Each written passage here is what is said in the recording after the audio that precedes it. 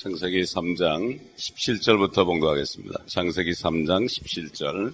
또 하나님께서 아담에게 말씀하시기를 네가 네 아내의 음성에 경청한 까닭에 내가 네게 명하여 말하기를 너는 그것을 먹지 말라고 한 그 나무의 열매를 먹었으니 너로 인하여 땅은 저주를 받고 너는 너의 전생애 동안 고통 중에서 그 소산을 먹으리라.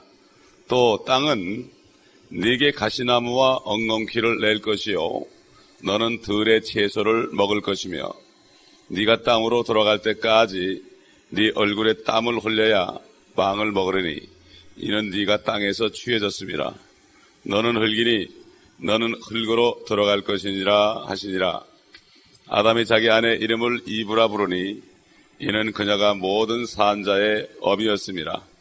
또 주 하나님께서는 아담과 그 아내에게 가죽으로 옷들을 만들어 그들에게 입히시니라.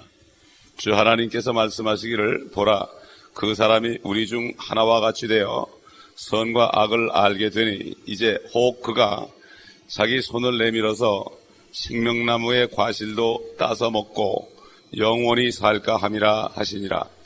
그러므로 주 하나님께서 에덴의 동산에서 그를 내어보내어 그가 취함을 입은 그 땅을 갈게 하시니라. 그리하여 하나님께서 그 사람을 쫓아내시고 에덴의 동산 동편에 그룹들과 두루 도는 불타는 칼을 놓아 생명나무의 길을 지키게 하시니라. 성령 하나님, 오늘 이 아침에도 저의 귀를 열어 주시옵시고 진리의 말씀을 깨닫게 하여 주옵소서. 어제나 오늘이나 영원토록 동일하신 우리 주님의 말씀, 아버지 하나님 수천 년 전의 말씀이지만 이 말씀이 이루어지고 있는 이 현실을 우리가 보면서 아버지 오실 주님을 기다리며 온전히 주님의 형상을 입을 그날을 기다리며 온전한 회복의 그날을 기다리며 소망 속에서 즐거워하는 하루가 되게 하시고 슬픔 속에 있는 우리 주의 수많은 영혼들에게 기쁜 소식을 전하는 하루가 되게 하여 주옵소서. 이 아침에 성경 공부를 드린 손길이 있사오니 이 물질을 주님 축복하시고 이 물질이 쓰일 때 주님의 놀라운 역사가 나타나게 하시고 바친 손길에게 더해지는 역사가 있게 하여 주옵시고 이 땅에 있는 동안에도 심은 대로 거둠으로 부족함이 없도록 채워주시기를 원합니다. 성령께서 온전히 이 한 시간을 주장하여 주옵소서. 우리 구주 예수 그리스도의 이름으로 기도하옵나이다. 아멘. 창세기 1장 29절에 보면은 창조의 역사 속에서 하나님께서 씨 맺는 모든 그러한 채소들을 주시고 그것들을 아담에게 식물로 줬습니다. 예. 그러니까 그리고 여기 와서 죄를 진 다음에는 네가 땅의 소산, 너 때문에 땅은 저주를 받고 너는 너의 전생애 동안 고통 중에서 그 소산을 먹으리라. 고통 중에서 먹는다는 얘기를 보면은 죄를 짓기 전에는 그냥 하나님께서 다 나게 하셔가지고 열매 맺게 하셔가지고 그냥 먹기만 하면 됐는데 이제는 그것을 땅을 파서 씨를 심기도 하고 땅을 파서 김을 매기도 하고 잡초를 뽑아야 되는 이러한 그 고통이 있다는 것을 우리가 있었다는 것을 알게 되고 지금 우리가 사는 현실도 우리가 농사를 짓지 않아 그렇지요. 농사 짓는 사람들은 똑같은 이러한 저주 속에 산다는 것을 알아야 됩니다. 그래서 사실 그때부터 인간들은 쉴 수가 없었습니다. 요즘 사람들 보시기 바랍니다. 하나님의 말씀대로 하면 바쁘다고 그러죠. 쉴 시간이 없습니다. 이게 안식이 없는 게 바로 고통이에요. 그렇기 때문에 주님께서 십자가에서 다 이루었다 하는 것이 바로 뭡니까? 다 이루었다는 것은 이 저주로부터 이제는 내가 모든 것들을 해방시켰다. 갈라디아 3장 13절에 보면은 나무에 매달린 자마다 저주를 받은 자다. 그러면서 주님께서 우리를 그가 나무에 달아 죽음으로 말미암아 우리를 모든 저주로부터 구속했다, 끄집어내줬다, 속량했다 이렇게 말씀하셨습니다. 이미 예수 그리스도를 믿는 사람들은 이 저주로부터 온전히 다 구속을 했기 때문에 우리 안에는 평강이 있어야 됩니다. 그러나 아직도 우리는 육신을 가지고 살기 때문에 로마서 8장에 있는 것처럼 사도 바울이 우리가 기다리는 거 다시 한번 찾아봅시다. 로마서 8장. 그러니까 우리 성도들이 기다릴 것은 하나밖에 없습니다.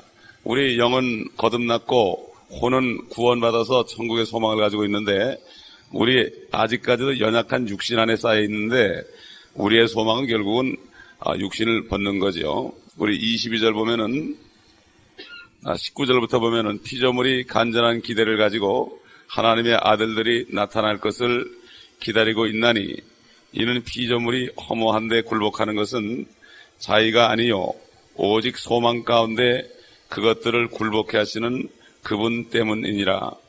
이는 피조물 자체도 그 썩어짐의 속박으로부터 해방되어 하나님의 자녀의 영광스러운 자유에 이를 것이기 때문이라. 모든 창조물이 이제까지 함께 신음하며 고통받는 것을 우리가 아노니 그들뿐만 아니라 성령의 첫 열매들을 가진 우리까지도 속으로 신음하며 양자되는 것 곧 우리 몸의 구속을 기다리고 있느니라. 사실 인간의 죄 때문에 땅이 저주받았습니다. 사람 때문에 모든 땅에서 나는 채소라든가 그 채소를 먹고 사는 모든 공중의 새라든가 짐승들 모든 창조물들이 함께 썩어짐의 종도로 타는데 하나님이 인간 때문에 그러니까 인간들을 내가 완전하게 할 때까지 좀 기다려라. 그러니까 이 창조물들이 지금 순종을 하면서 간절한 기대를 가지고 사는데 하나님의 아들들이 나타나는 것을 기다린다는 것은 바로 이제는 예수의 피로 구속이 되어서 하나님의 자녀들이 많이 나타나서 에베소 1장에 있는 것처럼 때에 찬 경륜은 바로 많은 사람들을 이제 하나님의 양자로 삼는 하나님의 아들로 삼는 숫자가 몇 명이 될지 모르겠지만 하나님만 아시겠지만 그렇게 될 때 이제 다시 회복될 때 땅이 새 땅으로 회복될 때에 그 창조물들도 함께 기쁨을 누리기 때문에 이 창조물들이 그것을 간절히 소망한다. 창조물들도 소망을 가지고 산다. 하나님을 소망한다. 우리의 소망은 양자되는 것, 몸의 구속을 기다린다. 우리가 몸을 벗을 때 양자가 된다 이거죠. 그러므로 결국 그렇게 따지고 본다면 이 그리스도인의 소망은 우리가 양자되는 순간이 주님이 공중에 오시는 날이기 때문에 주님이 나타나는 것을 기다리는 것만이 소망입니다. 그런데 크리스찬들이 주님 오시는 것을 기다리지 않는 사람들은 나는 무엇을 기다리는지 모르겠어요. 무엇을 기다리는지 모르겠어요. 산천초목까지도 그것을 기다리고 있는데 도대체 무엇을 기다리면서 교회를 나와서 예배를 드리는지 모르겠습니다. 이것이 요즘에 참 보통 문제가 아닙니다. 참 소망. 그래서 사도 바울이 그랬습니다. 너희가 다른 영을 받기도 하고 다른 예수를 받아들였다. 또 다른 복음을 받아들인다. 다른 복음. 그러니까 이 사탄이가 빛의 천사로 가정하게 되면은 실제로는 사탄을 섬기면서도 하나님을 섬긴다고 합니다. 옛날에 바리새인을 보십시오. 바리새인 사두개인들 보세요. 그들은 예수 그리스도가 기적을 행할 때마다 하나님께 영광을 돌린다고 그러는데 하나님이 거기 계시는데 하나님께 영광을 돌린다고 그랬으니 말은 하나님이지만 사실은 그들은 예수님의 말씀에 의하면은 너희는 거짓의 아비, 너희 아베에서 났도다. 그러면서 독사의 자식들아 그랬습니다. 심리한 요한도 독사의 자식들아 누가 너희가 앞으로 임박한 진노를 피하라 하더냐 그러면서 침례를 주질 않았습니다. 그러므로 우리가 눈을 똑바로 뜨고 봐야 됩니다. 요즘 마지막 때 똑같습니다. 주님이 오시기 직전에 이 상태나 주님이 계실 때나 오시기 전이나 똑같습니다. 불교를 믿고 있는 그 스님들도 갑자기 어려운 일이 닥치면 하나님 맙소사 그런다는데 그들이 부르는 하나님이 진짜 하나님이 아니지요. 그렇기 때문에 참 옛날 시합에서도 알지 못하는 신이라고 해놓고 거기다 경배하는 거 이걸 놓고서 사도 바울이 너희는 너무나 미신적이다. 또 개혁성경에는 종교적이다 그렇게 얘기했어요. 좋게 얘기했는데 그게 아니고 미신적이라는 얘기를 종교성이 강하다 이렇게 칭찬한 것으로 잘못되어 있는 것을 우리가 볼 수가 있습니다. 하나님 부른다고 다 하나님 믿는 게 아니죠.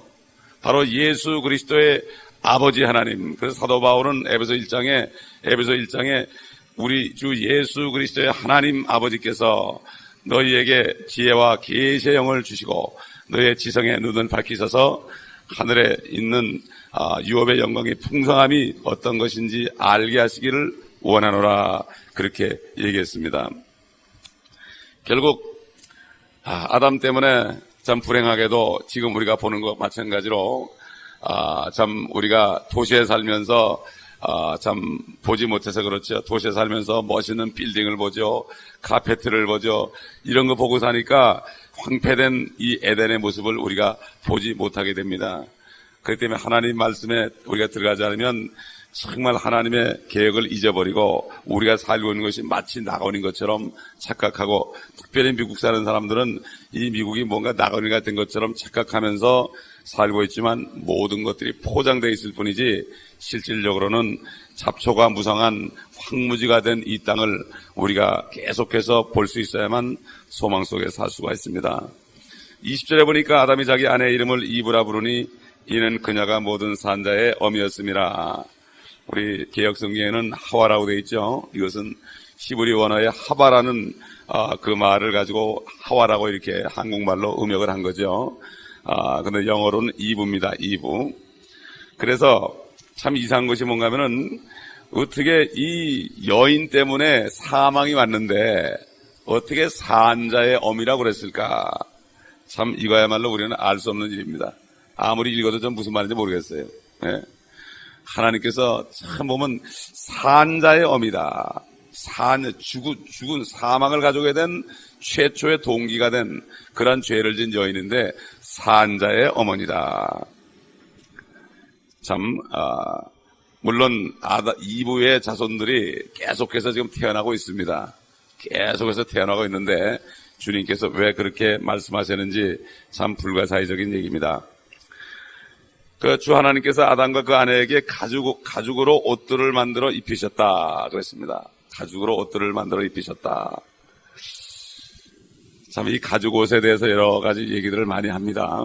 우리는 성경을 통해서 우리가 알아야 되겠죠. 뭐 제7일 안식일 교회를 창시한 어떤 여인은 이 가죽이 뱀의 가죽이다 그렇게 얘기하는데 도대체 밑도 끝도 없이 설명도 없이 뱀의 가죽이다 그러면은 결과적으로는 뱀의 가죽이라고 하면은 이게 우리가 마귀가 결국은 우리의 속죄물이 된다 이런 결론이 됩니다.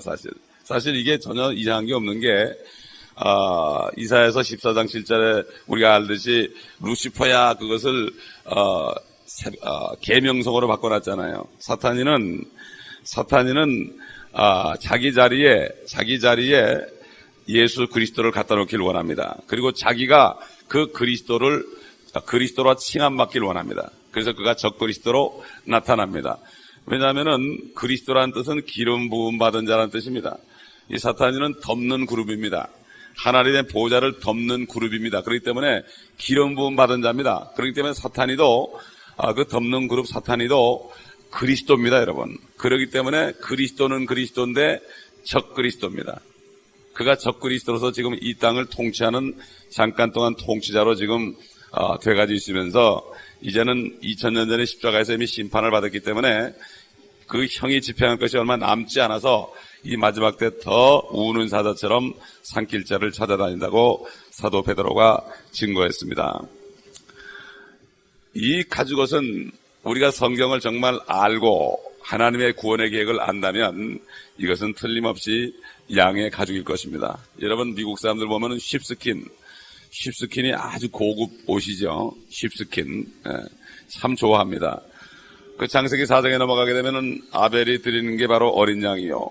창세기 20장 8절에 아브라함이 이삭에게 하나님 자신을 번제쓸 양으로 드릴 것이다. 이렇게 그럴 때 바로 하나님 자신 어린 양으로 드려질 것이다. 그러고 출애굽기 12장에 가보면은 어린 양을 속죄물로 드릴 것을 자세하게 설명하고 그리고 유월절을 통해서 이스라엘 민족들이 이집트에서 나오는 장면을 우리가 봅니다. 뿐만 아니라